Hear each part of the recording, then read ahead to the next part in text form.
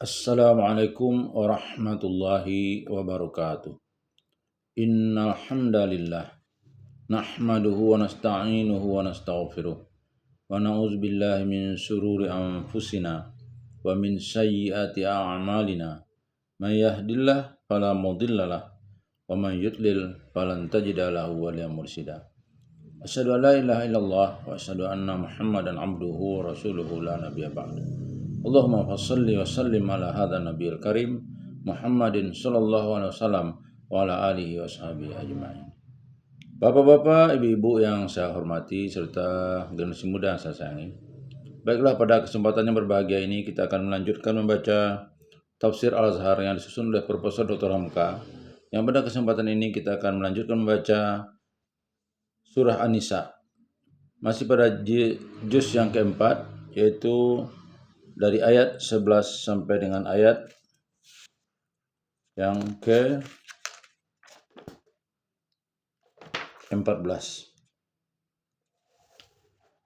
A'udzu billahi minasy syaithanir rajim. Bismillahirrahmanirrahim. Yusikumullahu fi auladikum للذكر مثل حظ الأنثيين فإن كن نساء فوق اثنتين فلهن ثلثا ما ترك وإن كانت واحدة فلها النصف ولأبويه لكل واحد منهما السدس مما ترك إن كان له ولد فإن لم يكن له ولد وورثه أبواه فلأمه الثلث فإن كان له إخوة ولأمه السدس من بعد وصية يوصي بها أو دين آباؤكم وأبناؤكم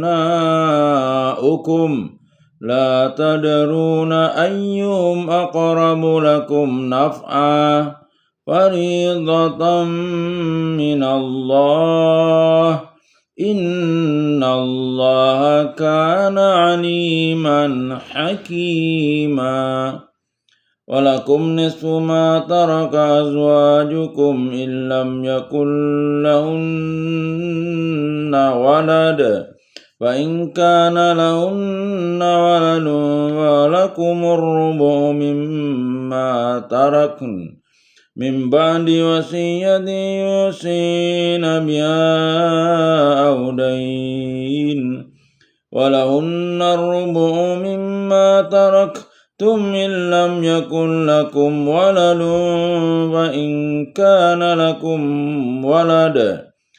فإن كان لكم ولد ولهن الثمن مما تركتم من بعد وصية توصون بها أو دين وإن كان رجل يورث كلالة أو امرأة وله أخ أو أخت ولكل واحد منهما السدس فإن كانوا أكثر من ذلك فهم شركاء في الثلث من بعد وصية يوصى بها أو دين غير مضار وصية من الله والله عليم حليم تلك حدود الله ومن يطع الله ورسوله يدخله جنات تجري من تحتها الأنهار خالدين فيها وذلك الفوز العظيم ومن يعص الله ورسوله ويتعد حدوده يدخله نارا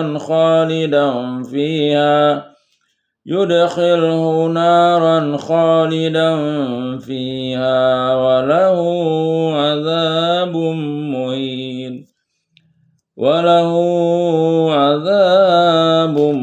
مهين. Ayat 11. Allah mewajibkan kamu terhadap anak-anak kamu. Untuk seorang anak laki-laki sama dengan 2 bagian anak perempuan. Jika perempuan lebih dari 2, maka bagi mereka 2/3 dari harta yang ditinggalkan. Jika hanya seorang anak perempuan, maka untuknya separuh. Dan bagi kedua ibu bapaknya si mati, masing-masing 1/6 dari harta yang ditinggalkan, jika si mati mempunyai anak. Jika tidak mempunyai anak, sedang ahli warisnya itu hanya kedua ibu bapaknya, maka untuk ibunya 1/3. Jika si mati mempunyai beberapa saudara, untuk ibunya 1/6, yaitu sudah wasiatnya dipenuhi dan atau utangnya dibayarkan. Bapak-bapak kamu ataupun anak-anak kamu, tidaklah kamu ketahui siapakah antara mereka yang lebih manfaatnya bagimu. Semuanya ini adalah ketetapan dari Allah. Sesungguhnya Allah Maha mengetahui dan Maha bijaksana. 12. Dan untuk kamu separuh dari harta yang ditinggalkan oleh istri-istrimu, jika mereka tidak mempunyai anak. Jika mereka mempunyai anak, maka untukmu 1/4 dari harta yang mereka tinggalkan, yaitu sudah wasiat mereka dipenuhi ataupun utang mereka dibayarkan. Dan untuk mereka 1/4 dari harta yang kamu tinggalkan, jika kamu tidak mempunyai anak. Akan tetapi jika kamu mempunyai anak, maka untuk mereka istri itu 1/8 dari harta yang kamu tinggalkan, yaitu sudah wasiat dipenuhi atau utang yang dibayarkan. Dan jika seorang laki-laki atau perempuan yang diwarisi itu kalalah, tidak mempunyai ibu, bapak, dan anak, tetapi mempunyai seorang saudara laki-laki atau seorang saudara perempuan, maka untuk mereka itu masing-masing 1/6. Akan tetapi jika mereka lebih dari itu, maka bersekutulah mereka pada yang 1/3 itu, yaitu sudah wasiatnya dipenuhi atau utangnya dibayarkan dengan tidak menyusahkan. Ketetapan dari Allah dan Allah Maha mengetahui lagi Maha penyabar. 13. Yang demikian itulah batas-batas Allah. Dan barang siapa yang taat kepada Allah dan Rasulnya, niscaya akan dimasukkannya ke surga, mengalir air sungai di bawahnya, mereka kekal di dalamnya, yang demikian kejayaan yang besar. Dan barang siapa yang mendurhakai Allah dan Rasulnya dan melanggar akan batas-batasnya, niscaya akan dimasukkannya ke dalam neraka, kekal di dalamnya, dan baginya azab yang menghinakan. Pembagian harta warisan atau faraid. Sampai 10 ayat permulaan ini sebagian besar isinya memulihkan penghargaan terhadap anak yatim. Antara ayat yang 10 itu memperingatkan bahwa kaum perempuan pun wajib mendapat penghargaan, wajib mendapat bagian dari harta pusaka. Setelah segala sesuatu yang berhubungan dengan pemeliharaan anak yatim diuraikan dan setelah adat jahiliyah yang tidak memandang sebelah mata terhadap kaum perempuan diperingatkan, sekarang datanglah lanjutan wahyu Allah tentang harta pusaka yang ditinggalkan oleh seorang yang telah meninggal. Datang firman Allah. Allah mewajibkan kamu terhadap anak-anak kamu. Pangkal ayat 11. Dalam ayat permulaan peraturan tarikah atau harta peninggalan, jelas bahwa yang pertama sekali dijelaskan ialah tentang bagian yang wajib diterima oleh anak. Yang memikul kewajiban ini ialah kamu, yaitu tiap-tiap orang yang mengaku dirinya beriman dan Islam. Karena kata yang dipakai ialah kamu, jelaslah bahwa pembagian waris di bawah pengawasan masyarakat yang ada di sekelilingnya, kalau perlu kekuasaan negara. Ahli waris banyak, yaitu anak, ibu, bapak, saudara, istri, menurut garisnya yang telah ditentukan. Yang pertama menjadi perhatian ialah anak, sebab anaklah yang akan melanjutkan keturunannya dengan langsung. Oleh sebab itu, jika seseorang meninggal padahal anaknya telah terlebih dahulu mati dari dia, cuculah anak dari anak yang telah lebih dahulu mati itu yang menggantikan tempat anak. Demikianlah seterusnya ke bawah.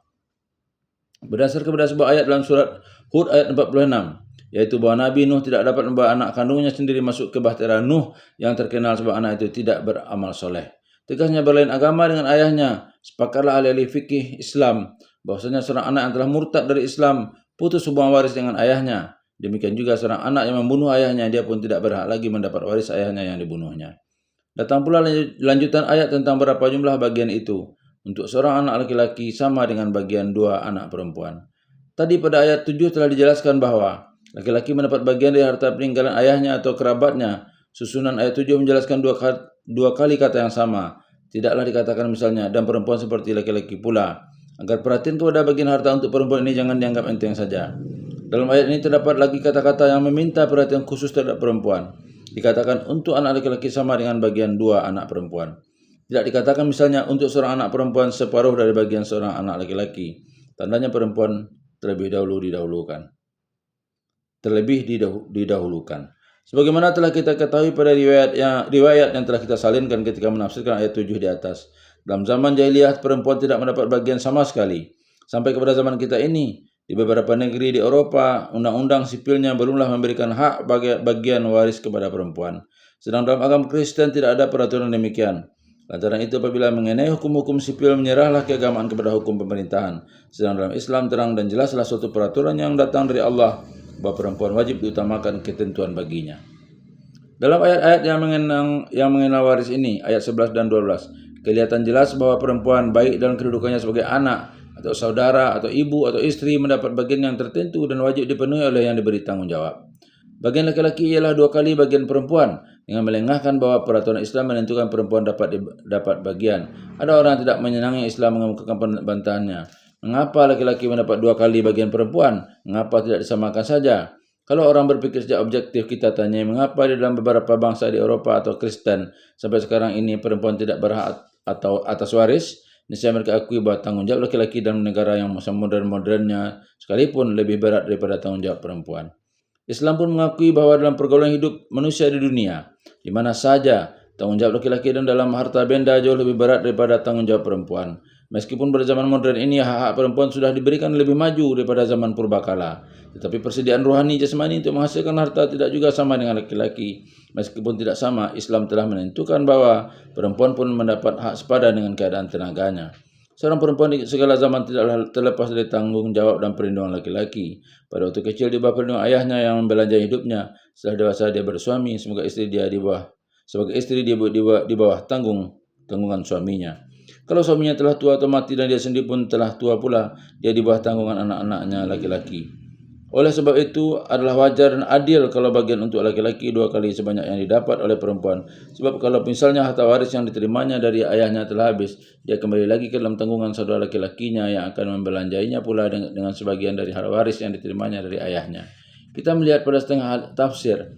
Ahli-ahli tafsir mengeluarkan pendapat bahwa hikmah bagian laki-laki 2 kali dari bagian perempuan ialah karena akal perempuan kurang. Akalnya hanya separuh akal laki-laki, katanya pula. Syahwat perempuan lebih keras daripada syahwat laki-laki, sehingga kalau dia diberi banyak harta warisannya hanya akan dipergunakan untuk membeli perhiasan guna pelaga.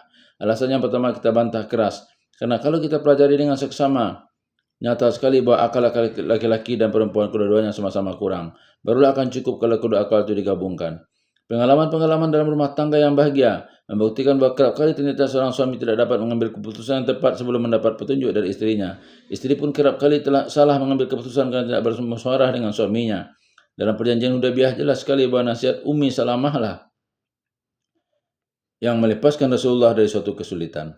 Demikian juga alasan atau hikmah yang kedua tadi, yang mengatakan syahwat perempuan lebih keras dari syahwat laki-laki, sehingga kalau diberi harta banyak dia akan memboroskan harta untuk memenuhi syahwat. Ini pun tidak boleh ditelan saja. Lebih banyak laki-laki menghamburkan uang dan kekayaan, baik dari waris atau dari yang lain, untuk penawan hati seorang perempuan, daripada perempuan berbuat begitu kepada laki-laki yang dicintainya karena syahwatnya. Kalau ada perempuan lacur berdiri tengah malam di tepi jalan adalah karena dia tahu bahwa laki-laki hidung belang akan mencarinya dan melepaskan syahwat kepadanya. Laki-lakilah yang merayu perempuan dengan berbagai bujukan supaya mau menyerahkan kehormatan kepadanya. Banyak kali kita lihat perempuan budiman yang menanggalkan perhiasannya dari emas dan permata untuk membantu suaminya yang kesusahan. Kalau ada orang berkata bahwa perempuan itu pemboros dalam hal membeli perhiasan, akan banyak pula laki-laki yang dapat menceritakan bahwa sejak diserahkannya kepada istrinya memegang uang rumah tangga, mereka telah dapat berhemat karena istrinya pandai berhemat dan menyimpan. Dapatlah diringkaskan bahwa Islam telah memberikan ketentuan hukum, yaitu bukan saja laki-laki yang mendapat waris meskipun tanggung jawabnya lebih besar, perempuan pun mendapat. Laki-laki mendapat 2 kali sebanyak yang didapat perempuan, sebab perempuan itu menurut Islam tidak boleh lepas dari tanggung jawab laki-laki. Kemudian datang ketentuan seterusnya, jika perempuan lebih dari 2, bagi mereka 2/3 dari yang ditinggalkan. Tadi telah diterangkan, kalau anak-anak yang ditinggalkan terdiri atas laki-laki dan perempuan. Laki-laki mendapat 2 kali sebanyak yang diterima oleh yang perempuan. Misalnya anak yang tinggalkan itu 2 orang laki-laki dan 3 orang perempuan.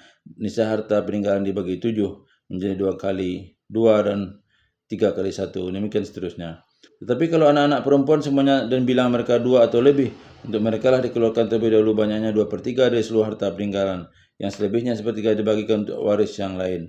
Menurut yang telah ditentukan syarat, yang harus dikerjakan terlebih dahulu ialah mengeluarkan bagian yang 2/3 untuk perempuan yang 2 orang atau lebih itu supaya dibaginya sama rata.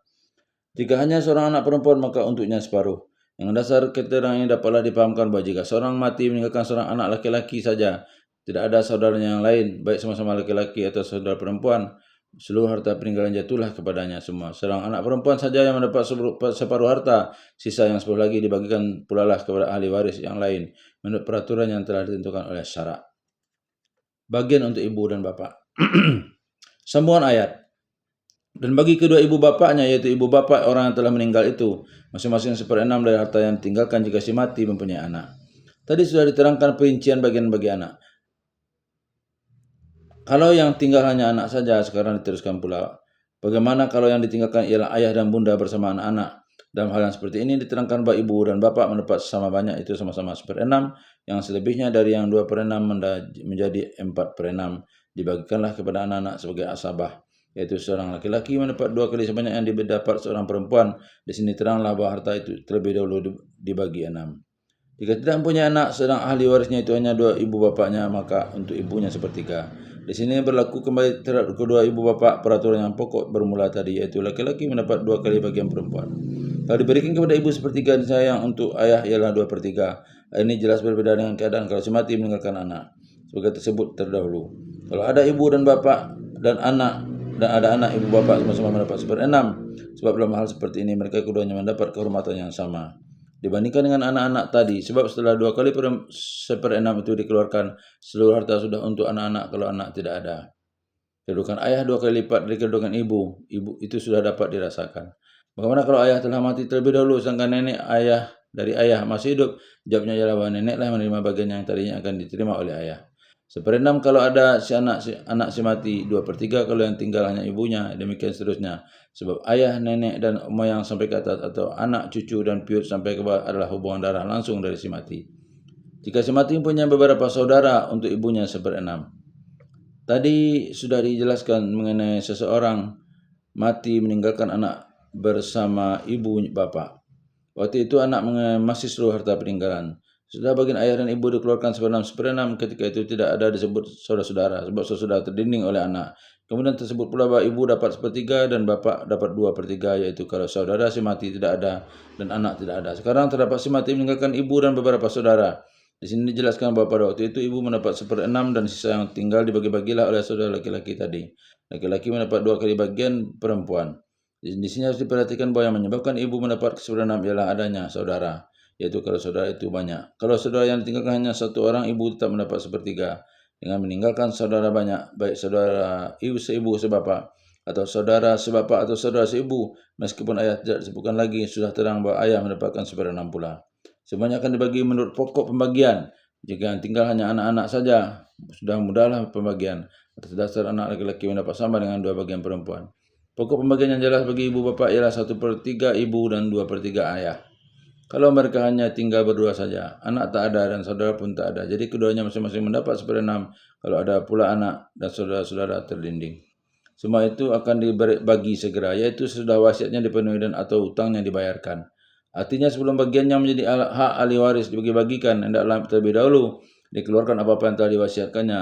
Setelah selesai wasiatnya dipenuhi, hendaklah diselesaikan pula hutang-hutangnya. Sehabis membayar wasiat dan hutang barulah dibagikan harta menurut yang telah disebutkan tadi. Tentang wasiat sudah kita ketahui dalam keterangan-keterangan telah lalu bahwasanya kita dianjurkan ketika badan masih sehat supaya memperbanyak wasiat, yaitu berpesan kepada orang yang masih hidup. Misalnya, jika aku meninggal dunia esok, hendaklah hartaku yang di sana diberikan kepada si fulan atau wakaf untuk masjid atau sebagian untuk sekolah dan sebagainya. Dengan catatan jangan sampai wasiat itu membuat melarat ahli waris sendiri yang telah ditentukan. Kalau misalnya ada seorang kaya raya, ayah bunda dan anak-anak kaya raya pula, sehingga kalau sebagian harta yang akan diwariskannya telah diwasiatkannya terlebih dahulu kepada orang lain, tidak akan merugikan mereka yang ditinggalkan. Amat layaklah jika banyak-banyak harta yang diwasiatkan. Akan tetapi kalau keadaan miskin dan anak-anak ahli waris akan miskin pula, kira-kira sajalah berapa wasiat yang patut diberikan yang terang. Wasiat jangan mengandung niat yang akan merugikan ahli waris, dan paling banyak jangan lebih dari sepertiga jumlah harta. Kalau berwasiat dalam sakit yang berlakuannya sepertiga. Perihal utang-utang sebaiknya dinamaikan dengan sungguh-sungguh dengan orang-orang tempat berutang. Kalau tidak, dan kalau utang terlalu banyak, mungkin ahli waris hanya menerima angin saja. Itu sebabnya Rasulullah SAW menyuruh kita berdoa selalu kepada Allah agar kita jangan sampai dibelenggu hutang.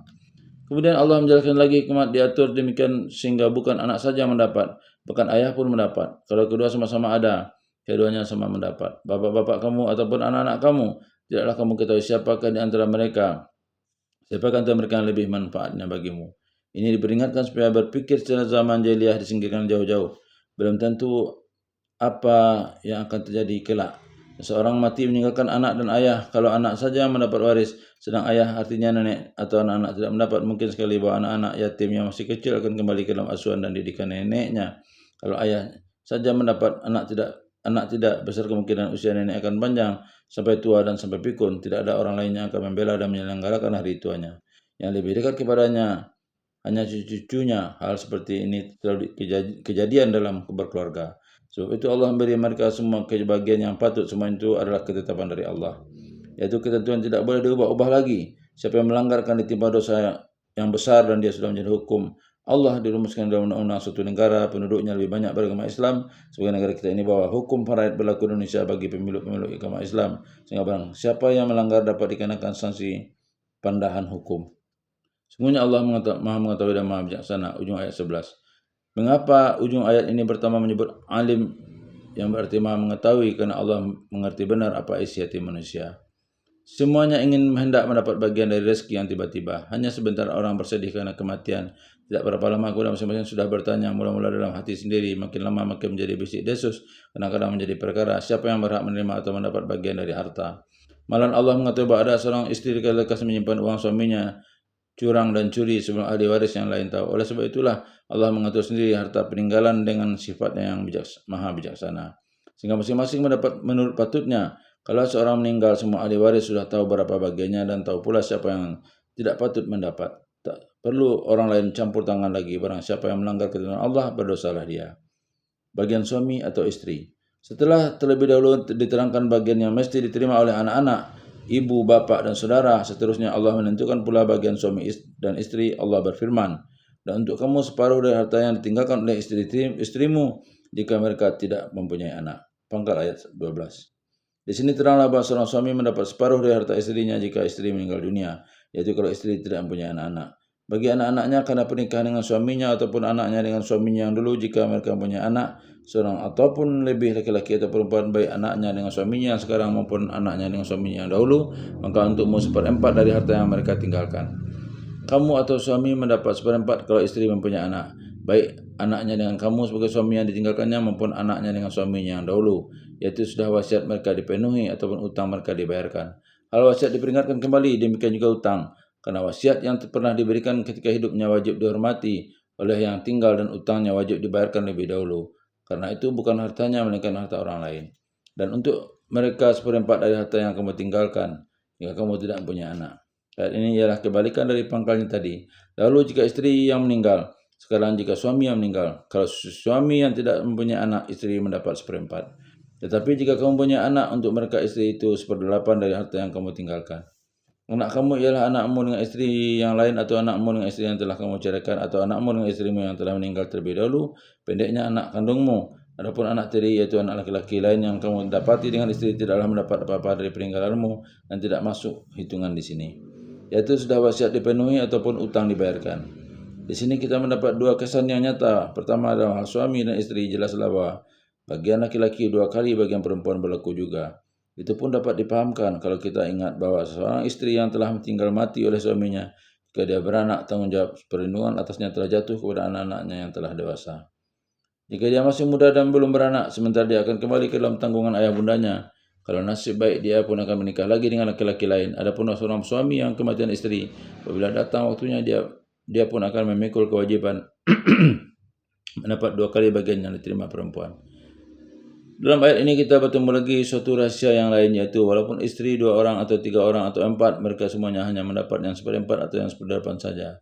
Bagi-bagilah seperempat atau seperdelapan sama banyak. Di sini kita mendapat rahasia bahwa yang lebih baik ialah beristri hanya satu. Kalau ada orang perempuan merampas suami orang lain karena mengharapkan kekayaan atau warisnya jika dia mati, harapan itu akan hampalah adanya. Mungkin ada seseorang yang berlebih kasihnya kepada satu istri dan kurang kepada yang lain. Lalu dia membuat wasiat khusus untuknya sehingga istri yang kurang dikasihi dirugikan. Ini pun telah ditutup pintunya terlebih dahulu pada ayat 9 di atas supaya seorang mukmin merasa cemas kalau dia meninggalkan keturunan yang lemah, terlantar yang dikhawatirkan mereka akan ditimpa sengsara sepeninggal ayahnya. Sebab itu kalau meninggalkan wasiat adalah disertai takwa kepada Allah. Ayat ini pun berlaku dalam meninggalkan wasiat untuk istri. Perincian hal itu diserahkan kepada kebijaksanaan masing-masing kita dengan tuntunan pelita iman yang ada dalam mandada. Tentang cara berwasiat ini di ayat seterusnya akan diperingatkan lagi. Kalalah, ada orang yang ayah bundanya tak ada lagi, telah meninggal lebih dahulu. Dia pun tidak pula punya anak yang akan menerima pusakanya. Ayah bunda telah mati, anak pun tidak ada. Orang yang begini dinamai dengan kalalah, baik orang itu laki-laki maupun perempuan. Sekarang datang pula ketentuan Allah tentang pembagian harta orang kalalah jika dia meninggal. Beginilah lanjutan ayat. Dan jika seorang ataupun perempuan yang diwarisi itu kalalah tidak punya ibu dan anak, tetapi ada yang punya seorang saudara laki-laki atau seorang saudara perempuan, maka untuk mereka masing-masing 1/6. Keterangan seorang yang dalam keadaan kalalah, baik orang itu laki-laki atau perempuan, yang peraturan pembagian warisnya ada lagi. Cobalah gambarkan terlebih dahulu. Ada seorang suami atau seorang istri mati. Ayah dan bundanya tidak ada lagi dan anak-anaknya pun tak ada. Yang ada hanya istri atau yang ada hanya suami. Keluarga mereka yang terdekat hanyalah saudara. Baik saudara itu seorang laki-laki maupun seorang perempuan. Maka saudara itu baik dia laki-laki maupun perempuan mendapatlah 1/6. Sama saja bagian itu, baik yang meninggal laki-laki atau yang meninggal perempuan. Dapatlah kita bayangkan bahwasanya bagian yang 1/6 itu jika ibunya masih hidup, ibulah yang harus mendapat. Sekarang sebab tidak ada lagi, saudara yang seorang itulah yang menerima bagian 1/6 itu. Jika suami perempuan itu masih ada, niscaya mudahlah kita bagi harta itu menjadi 12 bagian. 1/2 untuk si suami menjadi 6 bagian dan 1/6 dari bagi saudara yang seorang itu, baik laki-laki atau perempuan, menjadi 2 bagian, yang lebihnya 4 serahkan kepada asabah. Tetapi jika mereka lebih dari itu, maka bersekutulah mereka pada yang 1/3 itu. Jelaslah bahwa kalau saudara yang tinggal hanya satu orang laki-laki atau satu orang perempuan, dia mendapat 1/6. Akan tetapi kalau mereka lebih dari satu orang, yaitu berdua atau lebih, mereka mendapat 1/3. Yang 1/3 mereka bagi-bagi dengan ketentuannya, yang laki-laki mendapat 2 kali bagian perempuan. Jadi akan timbul keraguan kalau ayat ini yang menentukan satu saudara yang kalalah mendapat 1/6 dan yang kalau lebih dari satu mendapat 1/3. Padahal di akhir surah An-Nisa ini juga ayat 177 tersebut lagi seorang kalalah dalam ketentuan yang lain. Di sana disebutkan pula bahwa saudara perempuan orang kalalah mendapat separuh. Kalau dia berdua mendapat 1/3. Kalau mereka banyak ada laki-laki dan ada yang perempuan di ayat 177 tersebut 2/3 juga. Dengan dibagi laki-laki mendapat 2 kali bagian perempuan. Niscaya akan timbul kesan seakan-akan berlawanan sebab di ayat ini disebutkan seorang saudara laki-laki atau saudara perempuan mendapat 1/6, sedang di ayat 177 saudara perempuan seorang dikatakan mendapat separuh. Setelah ditilik hadis-hadis dan alasan-alasan Al-Quran, ternyata bahwa yang dimaksud dengan ayat 12 ini ialah saudara seibu.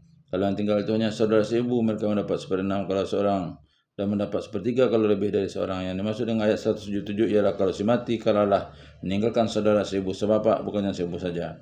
Dalam hal itu saudara perempuan mendapat separuh harta, bukan 1/6 sebagian bagian untuk saudara yang seibu saja. Niscaya jelas perbedaan ini karena menurut turunan aliran darah, saudara seibu sebapak lebih dekat daripada saudara seibu saja. Malah saudara sebapak lain ibu pun lebih dekat daripada saudara seibu saja. Semuanya ini ialah yaitu sudah wasiatnya dipenuhi ataupun utangnya dibayarkan. Tentang mendahulukan wasiat dan utang selalu diulang-ulang, supaya ketika membagikan harta waris jangan sampai kepunyaan dan hak orang lain dilupakan. Akan tetapi sekarang Allah menjelaskan lagi tentang wasiat itu yang tidak menyusahkan, itu jangan sampai satu wasiat diperbuat merugikan kepada ahli waris yang benar-benar berhak, sebagaimana telah diterangkan beberapa kali sebelum ini.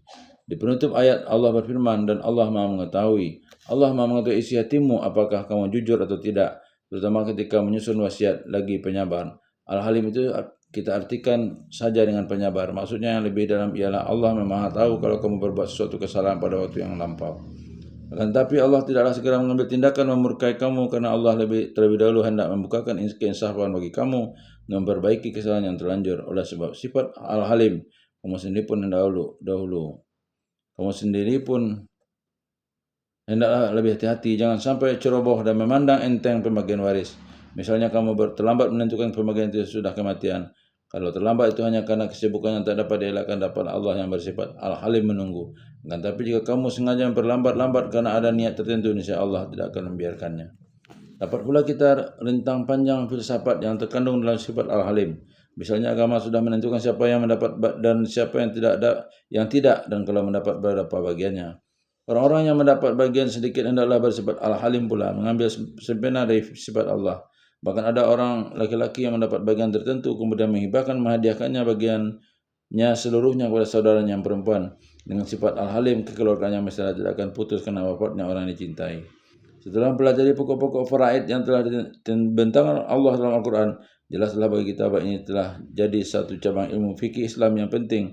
Dengan sendirinya memerlukan kepintaran dalam ilmu hitung, sehingga tidak mungkin pemimpin umat kalau tidak pandai berhitung. Tentang ilmu faraid, bersabdalah Rasulullah SAW dalam sebuah hadis yang dirawikan oleh Al-Hakim dan Al-Baihaqi dalam sunnahnya dari Abdullah bin Mas'ud, berkata Rasulullah, ta'allamul faraida wa 'allimuhun nasa fa innim ru'um maqbudun wa innal ilma sayuqa badu wa tazharul fitanu hatta yakhtaliful isnani fil faridati la yajidani man yaqdi biha. Pelajarilah faraid dan ajarkanlah kepada manusia, karena sungguhnya aku seorang manusia yang akan dicabut nyawaku, dan ilmu pun akan banyak yang tercabut, dan akan timbul pula banyak fitnah sehingga orang berselisih tentang faraid, tidak dapat orang-orang yang akan menyelesaikannya.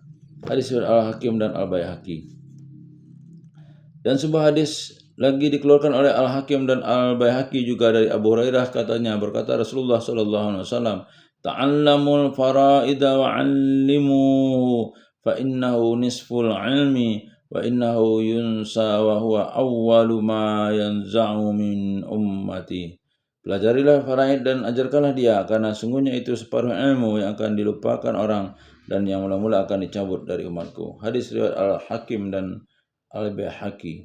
Sebagaimana dapat dipahami, hadis ini adalah sebagai tarhib, peringatan dari Nabi bahwa kalau tidak dipelajari ilmu ini dengan saksama, dia akan hilang lenyap saja, padahal sangat diperlukan. Apatah lagi terlalu lama negeri kita Indonesia dijajah bangsa asing yang berlainan agama dengan kita. Walaupun tanah air kita sudah merdeka, perhatian pihak yang berkuasa boleh dikatakan belum ada kepada jurusan ini. Padahal bagi kita adalah salah satu peraturan sebagian dari syariat. Pemerintah penjajah dahulu sengaja menjauhkan urusan-urusan faraid ini dari pengakuan hukum. Mereka lebih suka menonjolkan hukum-hukum adat daripada hukum-hukum agama kita yang jelas jadi pegangan kita dunia akhirat. Ini adalah salah satu rencana besar dalam melemahkan dan menghilangkan kekuatan Islam. Setelah pemerintah penjajah habis, ahli agama Islam telah berkurang, sebab itu perhatian kepada faraid jadi kurang, padahal adanya hukum faraid dalam Islam adalah salah satu keutamaan agama ini, sehingga kita boleh berkata bahwa seluruh bangsa di dunia ini yang memeluk agama Islam, corak peraturan faraidnya adalah sama. Sedang pada masa-masa lain mereka terpaksa membuat tradisi sendiri yang sebagian besar sampai sekarang ini belum juga memberikan hak tertentu kepada perempuan, sehingga kaum perempuan terpaksa lebih dahulu berjuang mati-matian. Seyogyanya kita umat Islam memperhatikan pesan Rasulullah yang telah kita nukilkan di atas. Segala peraturan tadi sekali dihukumkan oleh Allah dengan lanjutan firman-Nya, dikukuhkan oleh Allah dengan lanjutan firman-Nya. Yang demikian itulah batas-batas Allah, pangkal ayat 13. Yaitu peraturan-peraturan yang telah ditentukan sehingga tidak timbul lagi fitnah dan hasad dengki dalam keluarga, dan tidak ada lagi aniaya yang lebih tua kepada yang masih kecil. Dan barang siapa yang taat kepada Allah dan Rasul-Nya, di sini disebutkan taat kepada Allah diikuti dengan taat kepada Rasul, sebab aturan faraid yang ada dalam Al-Quran adalah semata-mata garis besar. Adapun dalam hal perinciannya, bila terjadi misalnya asabah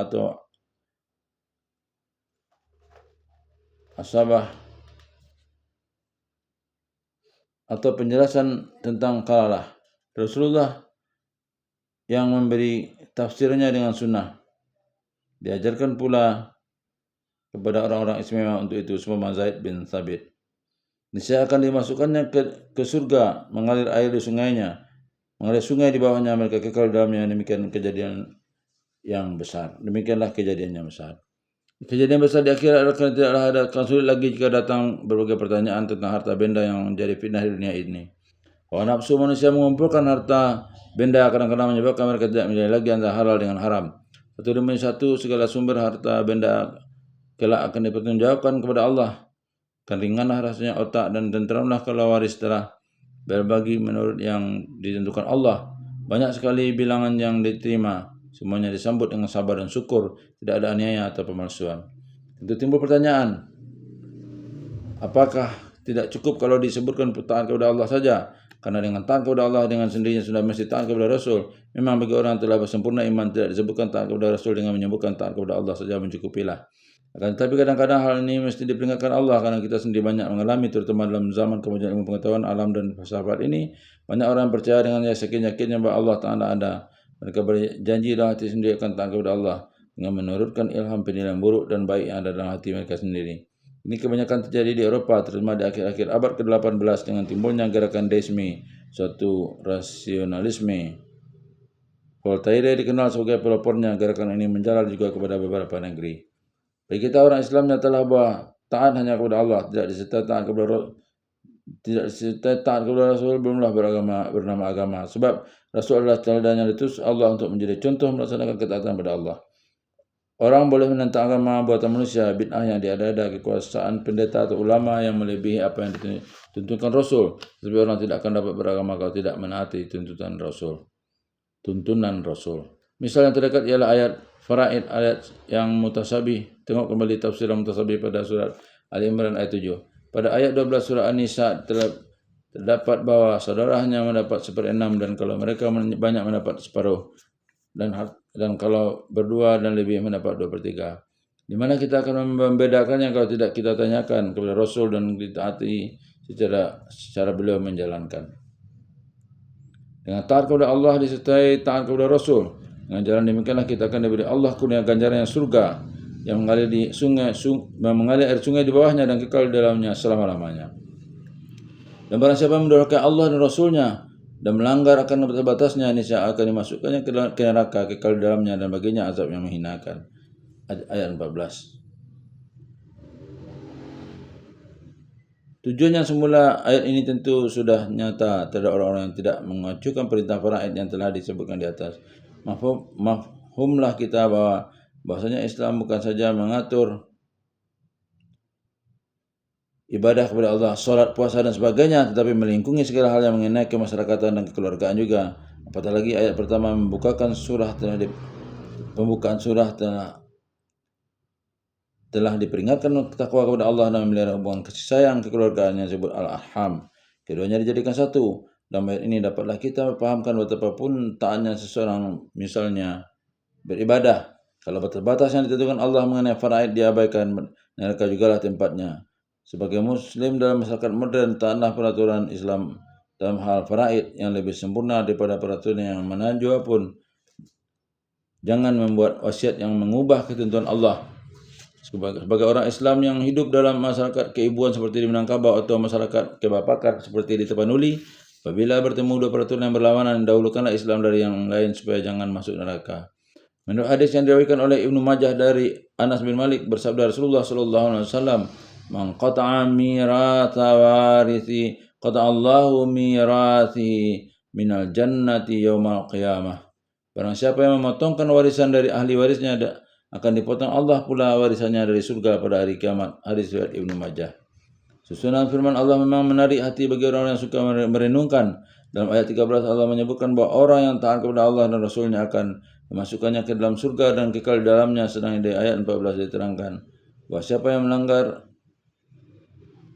batas yang ditentukan Allah akan dimasukkannya dia ke neraka dan kekal di dalamnya. Di sini kita mendapat kesan bahwa dengan amal sendiri masing-masing orang akan dimasukkan ke dalam surga dan akan menikmati surga bersama-sama sehingga ketika di dalam mengecap nikmat yang kekal bersama-sama. Karena kelezatan suatu nikmat ialah bisa dirasakan bersama, tetapi bila dimasukkan ke dalam neraka karena kesalahan sendiri, meskipun di dalamnya ada beramai-ramai, juga tidak akan ada hubungan kasih mereka dengan orang lain karena masing-masing menderitakan azab sendiri-sendiri. Berkenaan dengan faraid, beberapa orang ulama Islam Indonesia telah menulis bukunya. Di antara yang telah menulis ialah ayah dan guru saya Dr. Syekh Abdul Karim Amrullah, Syekh Tahir Jalaluddin Ahmad Hasan Bangil, dan Profesor Muhammad Yunus untuk melihat perkembangan ijtihad ulama tentang faraid sebagai perkembangan dari pokoknya yang ada dalam Al-Quran. Baiklah buku-buku itu kita baca. Billahi taufiq wal hidayah. Wassalamualaikum warahmatullahi wabarakatuh.